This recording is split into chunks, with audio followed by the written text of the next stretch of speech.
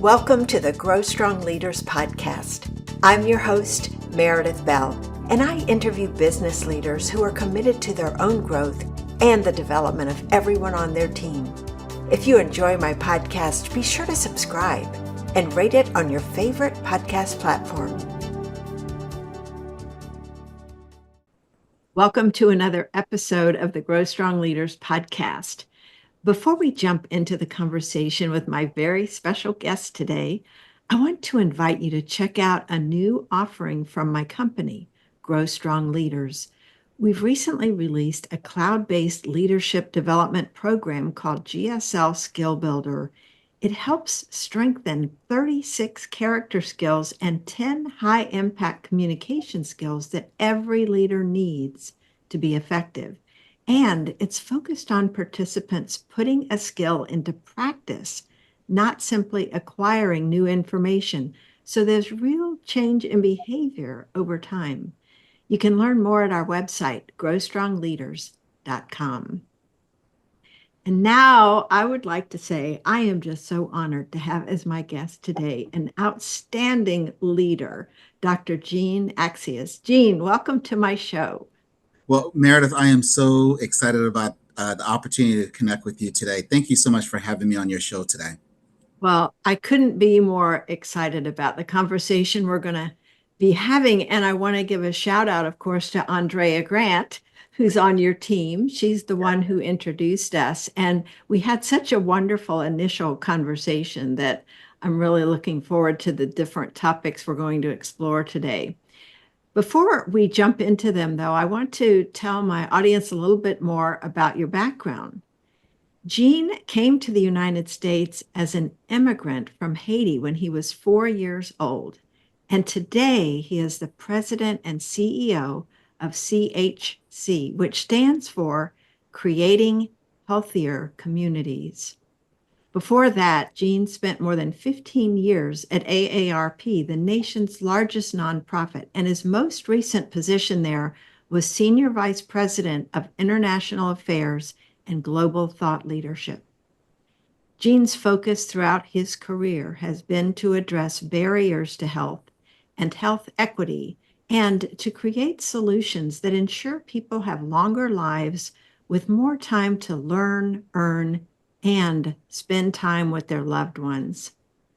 Jean, I would love for you to fill in some of the gaps between your arrival here at age 4 and your current role there as the CEO of CHC.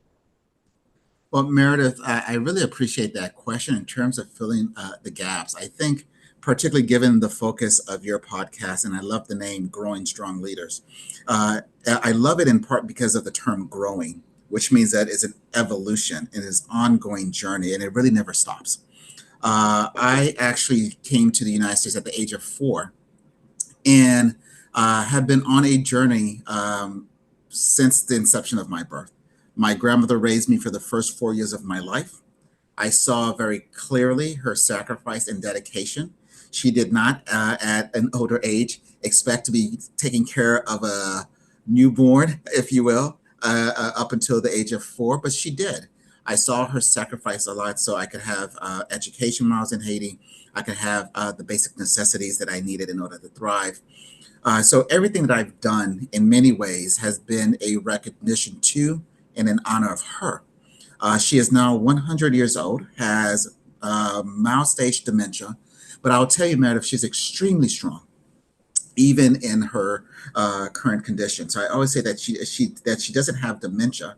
She is still that same person that I've known all my life. It just so happens that she's managing dementia, but she is not dementia. So the I am statements is something that I practice a lot as a leader. And I say a lot of that because that gap has been one in which where I've had an amazing support system in my family who poured into me and told me that I could be when society in all of its manifestations said, I want you to be put in this particular box, or you can't do this, or I did not expect that of you, or you speak so clearly and so articulate some of those terminologies that I always say, well, what is the expectation that you have of me? Um, and it is that fierce sense of determination, having a rallying group of family members and friends who saw something in me that, frankly, I never saw in myself. My grandmother could not read, she could not write, nor could she tell time. But every morning when I was in high school and when she lived with us, she would wake up at 5 o'clock in the morning, come into my room and says, time to get up and get ready to go to school. And I'll say, Grandma, I don't have to be at school until 7:45, and it's 5 o'clock in the morning. And she said, okay, I'll give you 30 more minutes and then you got to get up. And then she'll come back in and say, all right. And my nickname is Coco. All right, Coco, time to get up. Right. I use that as an example because here is someone who saw the value of education. Here is someone who saw the value of strong work ethics. Here's someone who lived and continued to live a life of grit and strength. Here's someone who understood how to make a way out of no way. And here's someone who understood the value of perseverance and determination. So the gap between when I came to the United States at the age of 4 to where I am now is really a manifestation of the values that I saw around me, the values that were instilled in me, that was groomed and nurtured over time, that allowed me to understand that at the end of the day, it's not really about me. It's really about the opportunities that we can create for any person to be able to reach their fullest potential. And we do that by not necessarily celebrating the barriers one has had to overcome, but really by ensuring that we're creating systems where there's no barriers to begin with. Mm. And it's been that sense of determination that has driven me in many ways. I always say, if you want to see me do something, tell me I can't do it. I'm waiting for that. And let's go, right? But that has been the values, because I do believe at the end of the day, Meredith, there has to be something much deeper than a title, much deeper than a position that is driving you. And I think there is a difference between success and significance, and I've learned that the hard way. And I think that there is also a difference between having drive and being driven. I've also learned that as well throughout my tenure. I'd love for you to talk more about both of those distinctions that you were just Mhm. mentioning, because I think let's start with the last one, the drive versus driven. What do you Mhm. see, especially as a leader, and the impact you have on others? Mhm. What's the distinction you make there? So the distinction between drive and being driven, I think that in our society we tend to glamorize, glorify success. And I think that's part of the narrative. You get that promotion and then you start working on the next promotion. Then you get that promotion, you start working on the next. There's always a next. And I think that's the distinction between having drive and being driven. Driven is always focused on the next, whereas drive is focused on the journey. And I think that is the distinction, because there's so much for us to learn um, going through the journey, growing strong as leaders. There's a learning process to that. But if we're in a rush, if we're so driven to get to that next level, you might miss some of those key insights and some of those key learnings. Mhm. If we're so driven, we might not fully appreciate where we are right now and the process of building those muscles that it requires for you to be able to sustain that next level wherever you're going on your next journey. So that is the distinction I make between those two. I think the other aspect of that too is the fact that driven oftentimes is a focus on self because it's about me, whereas drive it's a little bit broader, right? It's a little bit broader. So how are we doing? How's my team doing? How are we doing mentally, emotionally, psychologically? What type of culture do we have? So there's a different set of questions one asks themselves as a leader, depending on the category. I think the other thing too is success versus significance. I think for a period of time, as a leader, I was focused on success. How do I get to that next level? How do I get that next opportunity? And that success was very inward focused and very ego driven. And over time, I learned that what good is it to acquire and achieve these accomplishments if no one else is benefiting from it, You right? know, yes, both of those are so important. And I'm curious if you had some specific experiences that could have been negative that taught you the importance of looking at, and we'll use your terms, driven versus the drive and the success versus significance. Were there any specific instances you can remember that were painful, maybe that caused you to say, man, I need to take a better look at this? I think in the context of leading a team, I recall that I was so focused on trying to I saw this opportunity of leading an initiative as a way to potentially position myself for the next promotion. And as a result, I remember just really working my team to the 10th power. And it was not very healthy. I mean, and I found myself really having to carry a tremendous amount of the weight and the responsibility because I felt that others were not necessarily pulling in their weight. So I was carrying folks. Mhm. And I don't know if Meredith, you've had that experience, or listeners on your podcast have had that experience where you're like carrying a lot of people. At some point, you have to stop and say, okay, what's wrong with this picture? What's going on here? And what I realized was the fact that there was not a lot of buy in for a variety of reasons. For me, I was bought in because I was thinking about that. Oh, this would be a great opportunity to showcase my ability to achieve this particular target, and therefore be well positioned to achieve for whatever that next opportunity might be. Not realizing that I never took the time to fully socialize it with the team to see if it actually made sense, to see if they had any thoughts about how we could do this, and really created an environment where it was much more a collective we rather than genius leading this team to achieve X, Y, Z.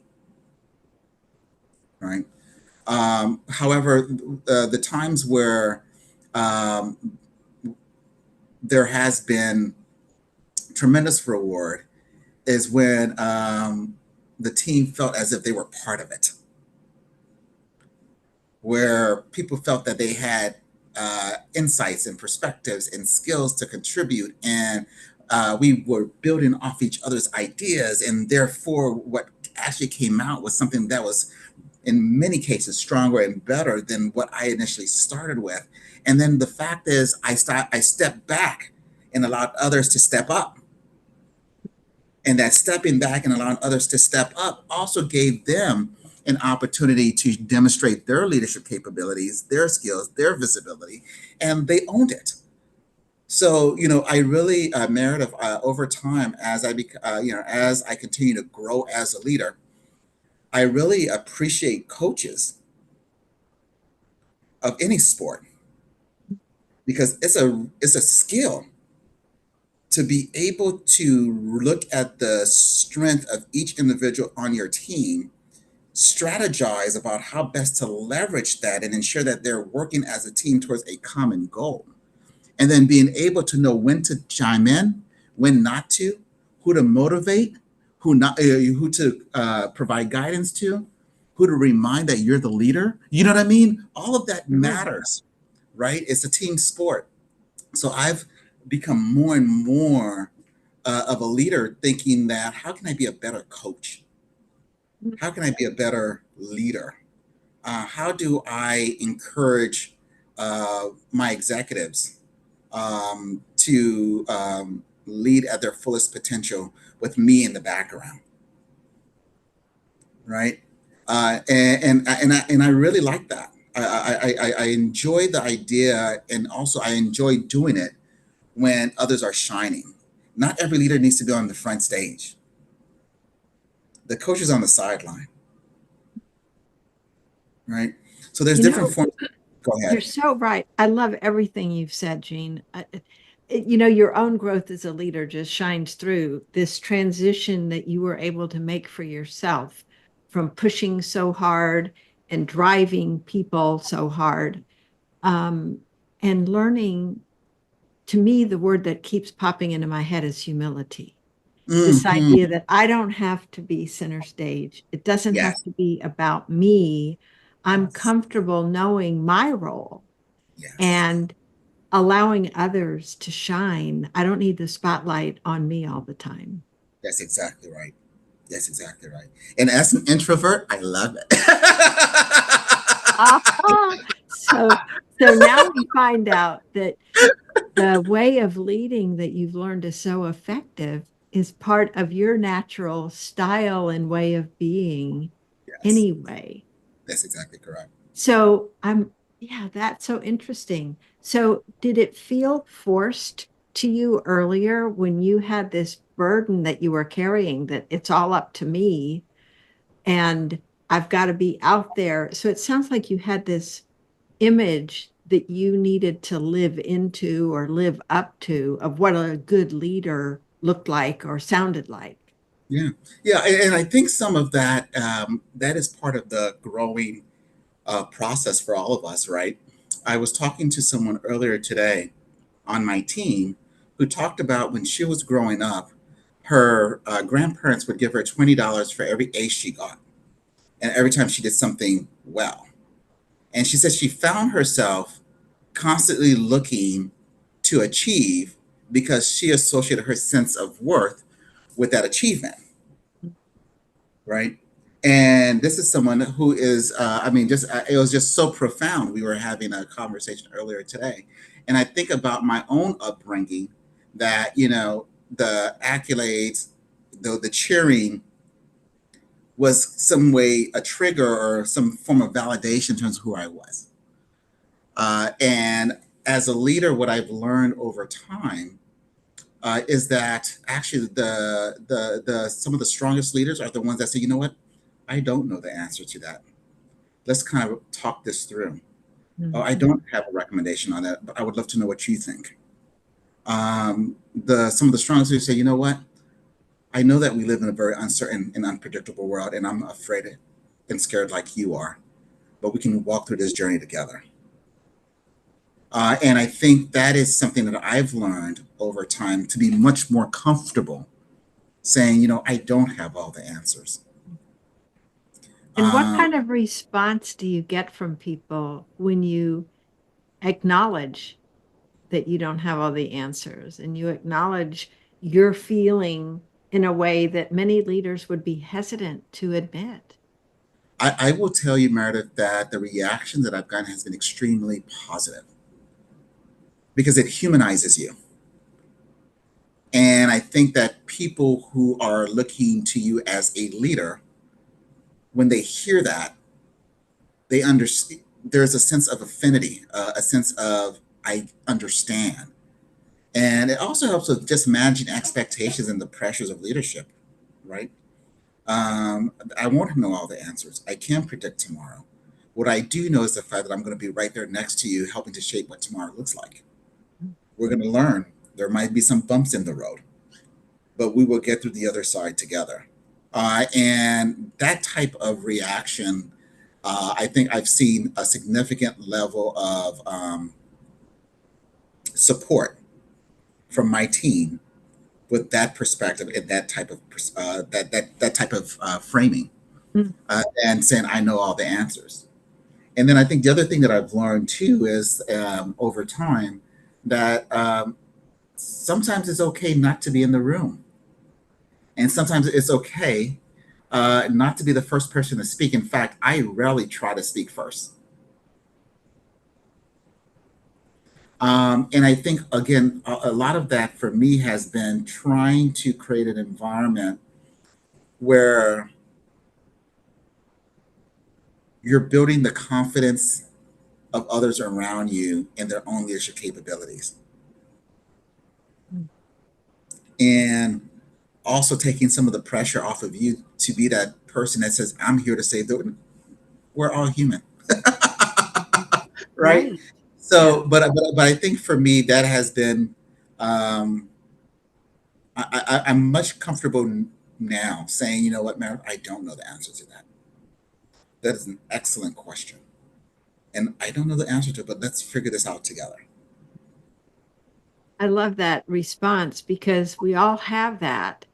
Uh, we have areas where we don't know the answers, and to be willing to acknowledge it instead of bluster our way through it, or and our egos can get so wrapped up in being right. I love that you've, learned to wait and not speak up. And at first, because everybody, when you do that, when you do speak up first, everybody's then like, oh, I don't know if I dare speak up to disagree, or they're not sure where to go next. Mhm. Whereas inviting them to speak first, I just think that's a really wonderful takeaway lesson for every one of my listeners in meetings and conversations.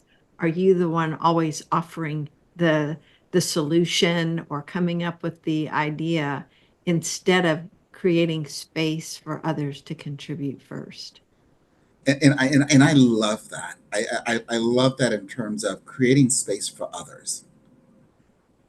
I What does love that that. mean for you?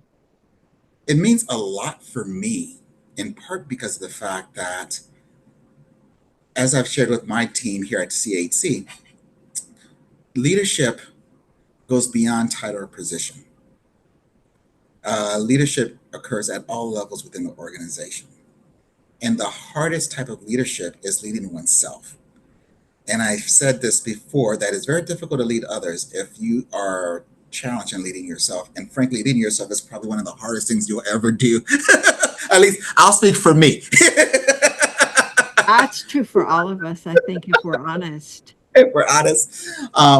But creating space for others, it's like the Olympics, and we were watching the relay, and folks having to pass the baton. We're only going to get to where we need to end up collectively if we're actually willing to ensure that we're creating not just space for others to succeed, but also the right environment in which for them to succeed, and that they feel comfortable being willing to offer their perspectives. And what I mean by that, Meredith, is the fact that I fundamentally believe everyone has gifts. I really do. And I fundamentally believe that it's upon us to take the time to realize what that person's gift is, Yeah. and to that we all have something we can learn from each other. So when you say creating space for that, that means a lot to me because of the fact that in some cases, people, leaders, my sponsors, my mentors, took chances on me. I did not get here by myself. I surely did not get to where I am by pulling my what is it, pulling yourself by your own bootstraps. That is not my life story. It was a range of individuals who saw something in me, who created space for me to join them, or to sit at a table, or to have coffee and learn from them. We can all be mentors and mentees, right? And that creating space. And I'll give you a quick joke. In college, I remember I was invited to this black tie event. And I've never been to a black tie event before. I did not know what to wear. Believe it or not, Meredith, whenever I see these pictures, I cringe because the pictures are still exist. But I wore this dark brown checkered suit. I mean, it was the jacket, it was the pants. To this, everyone else is in black tie. You know what I mean? So, and someone came over to me and said, "Hey, you're good. Don't worry about it. Tomorrow, or sometime next week, I'm gonna take you to Men's Warehouse, and we're gonna get you a tux." So that way you can actually, whenever there's a black tie event, you know it's black tie. And then you have it in your closet, right? So people took risk, is my point. Hmm. They took risks. They created space. And in some quarters and in some industries, because of the industry, unless someone is creating space for you, unless someone is sponsoring you, unless someone's putting their currency out there for you, you will never get a chance to be at the table. So I have been extremely fortunate to have so many different people who have created space for me that I feel compelled and I am inspired to pay it forward to create space for others. And it doesn't matter where you're from, what you look like, what's your background, because there's talent in that. And then, like me, that young kid who went to a black tie event in this checkered in this checkered brown suit, you learn, you grow, you evolve, right? And so I can give you all kinds, countless stories or of mentor taking me out to dinner for a four-course meal where I learned fine dining because they had been exposed to that, but I didn't have been exposed to that. You right? So you just never know someone's lived experience or life story and what they've been exposed to. So the ability to create space, and I know I'm kind of going on this, but I really love that concept, is Yeah. because of the fact that creating space is also creating opportunity. Well, I love all the different ways you expanded on those two words and looked at different ways to apply them. And so each one of us can be thinking about how can I do any of those Mhm. aspects with the people in my life? Where could I be a mentor to someone? Because we all are further along the path in some areas than others. And who could I seek out that could really help and support me?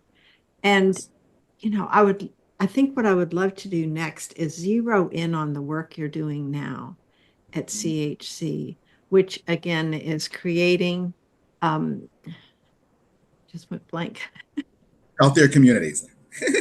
creating healthier communities. Yes. Talk a little bit about what is the purpose of your organization because it's so profound and your vision for where you want to go with it here in the coming years.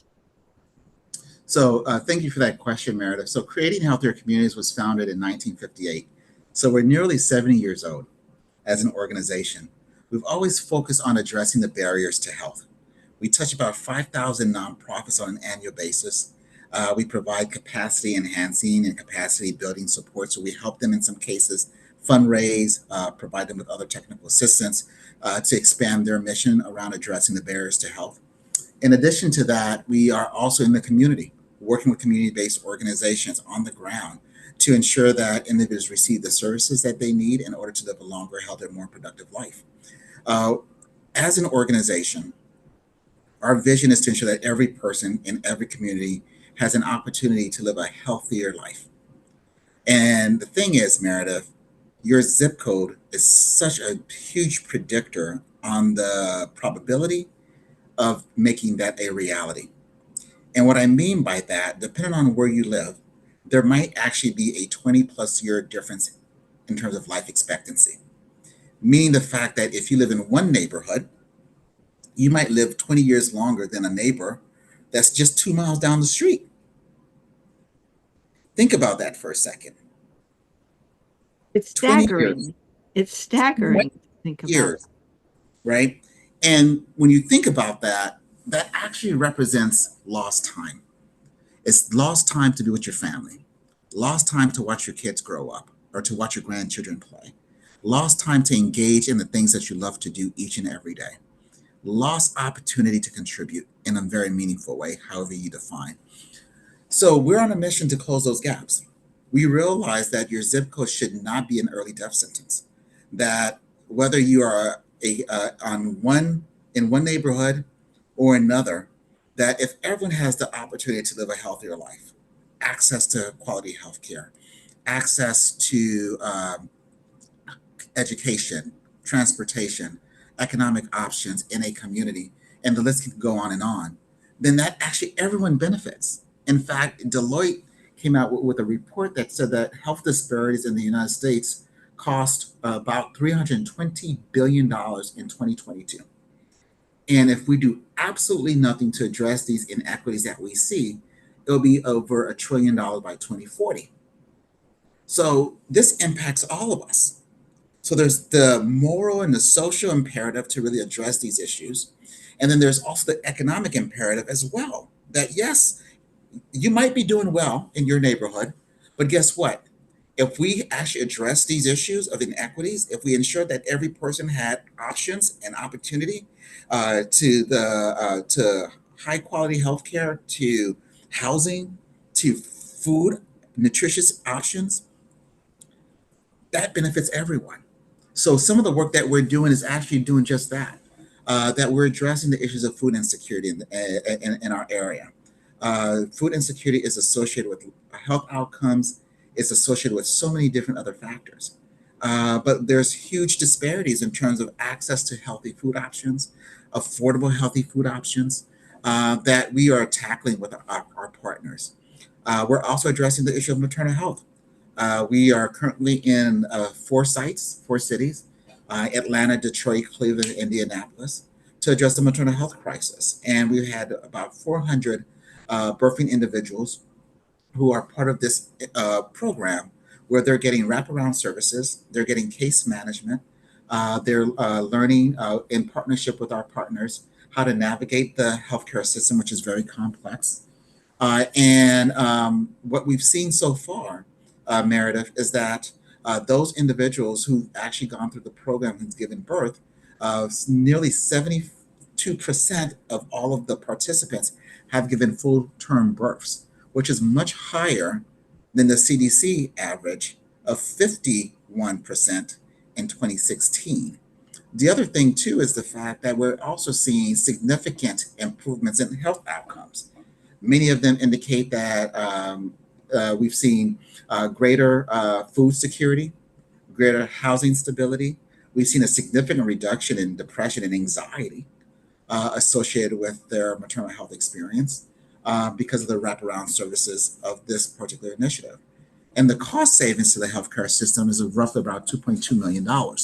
So we're on a mission here at CHC to really manifest and ensure with our partners, both in the public sector, the private sector, and with community-based organizations, that we're closing these gaps. And it's community by community. We have an approach that is very community-centric. So we're a community-centric, community-informed organization, meaning that we fundamentally believe that the community has the best ideas and potentially solutions to their own challenges, and that there are innovations taking place in communities across the country, even communities that have limited to no resources, and that there's an opportunity to think about how we foster greater trust in our country by addressing these inequities. And is this nationwide? What is the geographic area you serve? Yeah. So we're a nationwide organization. We have partners in every state.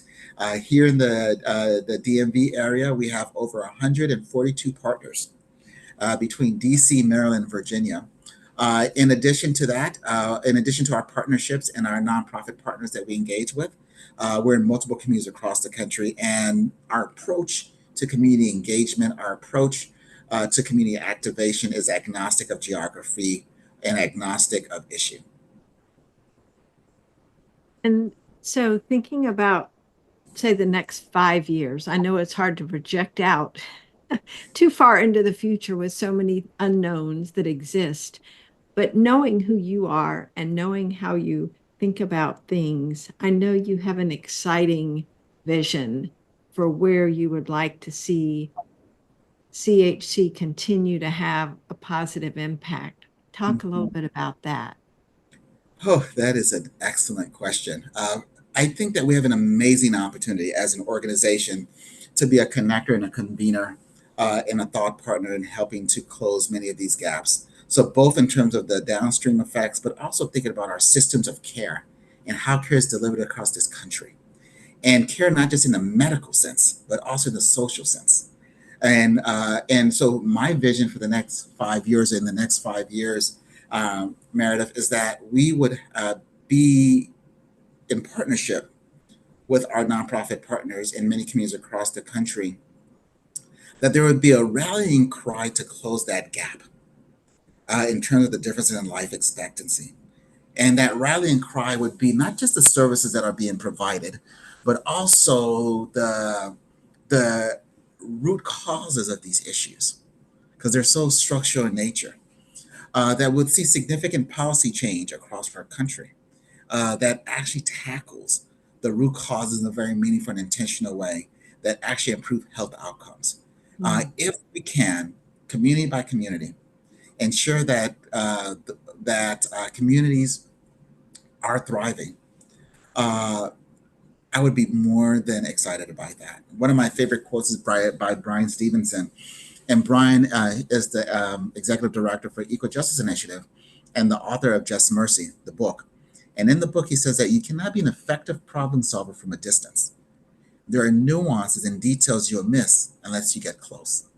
And I think, Meredith, in our environment today, there's this fear of getting close.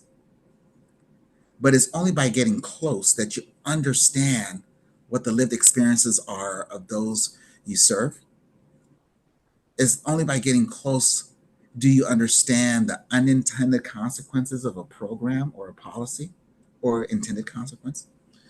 It's only by getting close that you understand that there might be other ways to meet the needs. And it's only by getting close that you actually start to realize and have a full appreciation for the level of resiliency and the level of innovation that is taking place in some of these communities that have limited resources. We can't be afraid of getting close.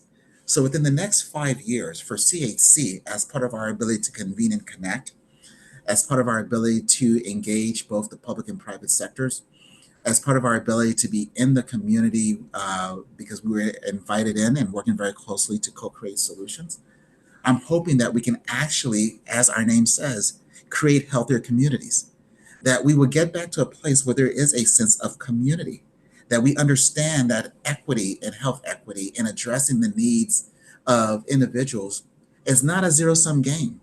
That just because you ensure that the neighborhood that has less life expectancy has access to quality health care or has access to education, that we're actually meeting people where they are and looking at the connections in a neighborhood level to close those gaps, doesn't mean it doesn't impact or mean it's less of for another community. That we are actually in this together. And I think that's one of the key lessons that we should have learned from COVID, is that we are interdependent. And what I mean by that is the fact that in our society, there is this strong value proposition that it's about independence. Don't get me wrong, that's good, but I think that there's a false notion of independence. And that true independence is recognizing your dependence on others. So it's really focused on interdependence. And the next 5 years, my hope is, my vision is that in partnership with our partners, that will be serving more people, that will have helped to expand the reach of our nonprofit partners to provide services to more people, that there will be greater conversations and connections at the community level, that we would see more approaches and ways in which, in models that are addressing some of the inequities that we see, so that way individuals can have a more time on this earth to connect with their families and do the things that they love. And that we're learning along the way and we're growing along the way. Mm-hmm. You know, as I'm listening to this vision, which I think is very exciting, the question that's bubbling up for me is circling back to something you talked about earlier, which is getting buy-in, because you as the leader have this vision now. You have a team of people that work within CHC.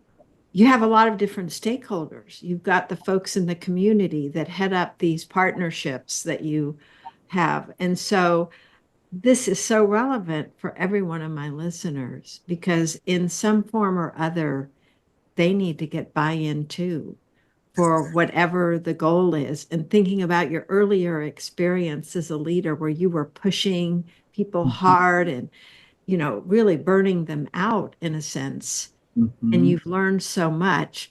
What are some of the things that you see yourself doing, or maybe you've already been doing, to get buy-in from your team about taking on the roles they need to take on, and also all the other various stakeholders that you need Mhm. to influence and get Mhm. buy-in from? Yeah, that is an excellent question, Meredith. I think that part of getting the buy-in is having a conversation. It starts with a conversation, and that conversation really is, what if we do nothing? You know, what if we do nothing? What does that actually look like for us? What does that mean for our vision? What does that actually look like in terms of impact? So I think there's a conversation in terms of exactly, if we just continue the status quo, what does that mean in terms of our ability to achieve our mission and our impact as an organization? I think the second part of that conversation is really understanding that your organization doesn't operate in a vacuum, that we're part of a much broader ecosystem. So as things are happening and changing, to what extent is that impacting and influencing your organization? And how quickly are you responding to those changes? And I think part of being a leader, which can be lonely at times, is to really kind of help paint that picture and to be able to communicate the urgency as well as the need to evolve and why. I think oftentimes is why. And I'll talk about that. One of the things that I did when I came to CHC is actually spend time with our leadership and staff, asking them, what is your why? Mm. What gets you up at the in the morning?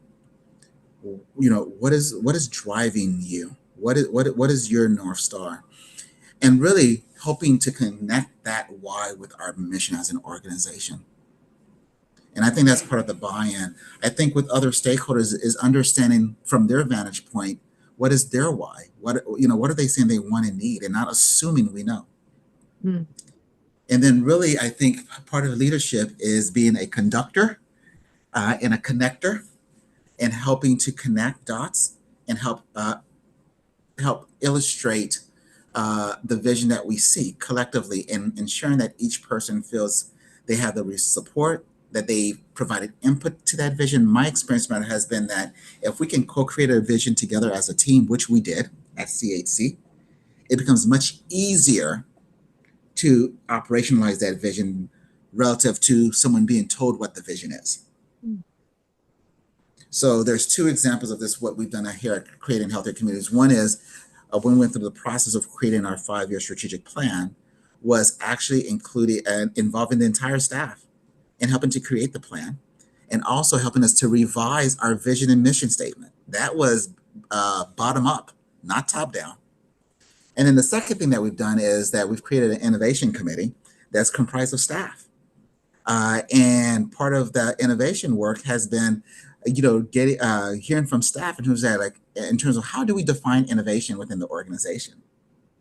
Again, the more that folks feel that they're part of something that's probably bigger than themselves, and that they're contributing to it, and then they're seeing some of the output of that, the likelier you're going to get greater buy-in. And not only are you going to get greater buy-in, they're probably going to exceed your own expectations. So Yeah. that is part of it. Well, the underlying element of all of that is around asking questions Yes. and then listening because, Yeah. I can tell just because of who you are that you're not asking these questions just to ask questions. You're asking these questions to learn and Mhm. be able to respond to them in a way that they feel heard. Yes. And and I think that's what makes you so special as a leader and makes any leader stand out is that open mind and say you've set the ego aside totally, but you don't let your ego get in the way of your ability to hear and respond to ideas. In other words, you're not needing to be right. You're not needing to prove something. You don't have already established in your mind what you want. And now you need to convince these people to get on board with what you Mhm. have thought about. You're genuinely open to help them co-create whatever it is that you're working towards. Absolutely. And also challenge your own assumptions. Mm, So, challenge your own assumptions. And what I mean by that is the fact that uh, trust your team. And if your team says or does something that you might not necessarily agree with or see eye to eye, ask those questions to understand the why they did it the way that they did. There's always a reason. There's always a reason. So I always say in the asking and the listening and the responding and the learning is also to also check your own assumptions as a leader. Because I think sometimes we, at least in my experience, there were times where I was so quick to rush to judgment, not realizing that my assumption was totally off. yeah. The word judgment is so tied in with assumptions, I think. Because if Yes, we assume intent of someone, we're judging it as right or wrong instead of being open to learning what was really going on.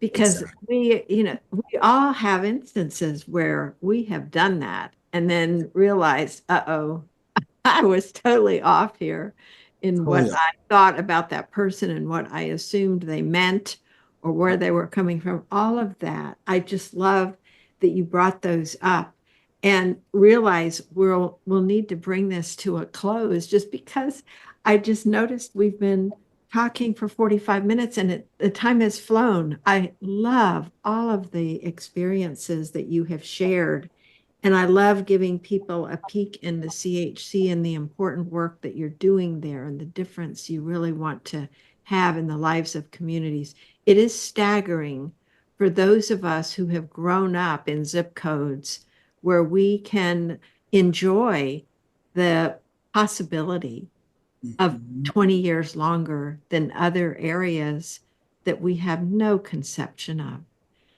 I mhm. thank you for opening our eyes to that and also just to helping us go behind the scenes with you in your own leadership journey. The things you've shared today are so valuable because they're so genuine and real.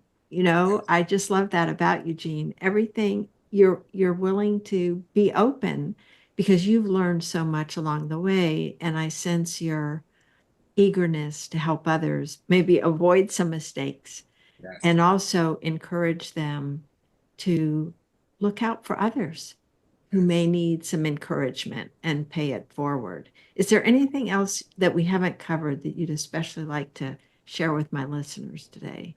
I just want to say thank you. Thank you for our conversation. Thank you for the discussion. And thank you for all that you're doing, Meredith. I love the title of your podcast because I don't think it stops. Yeah, Uh, the learning and the growing doesn't stop. no, And I just want to just say how deeply grateful I am for our time today. thank you. Well, I feel the same way, and I would love for you to share how can my listeners connect with you and learn more about the important work that CHC is doing in case they think of some way they could get involved or possibly know someone that could be a good partner or connector for you. So I would love that because no one organization can solve these issues in isolation. It really does take a collective effort. So I would encourage your listeners to visit us at chcimpact.org. That is chcimpact.org. We're also on Instagram, LinkedIn, X, and feel free to also follow me on any of those platforms as well. But it is a movement, it is an opportunity for us to think about the health and the healthy nature of our country and how we can ensure that each person in every community can thrive. A fantastic and important goal and vision that you've got. Thank you again, Jean, for being with me today and for the very important work that you're doing. I know it's making a difference, a big difference in the lives of so many people. And I want to see you continue to grow and expand. So thank you again. Thank you so much, Meredith. Have a wonderful day. Thanks for tuning into my podcast. Now head over to growstrongleaders.com and check out the powerful tools we've created to help leaders strengthen their character and communication skills. Until next time, I'm Meredith Bell.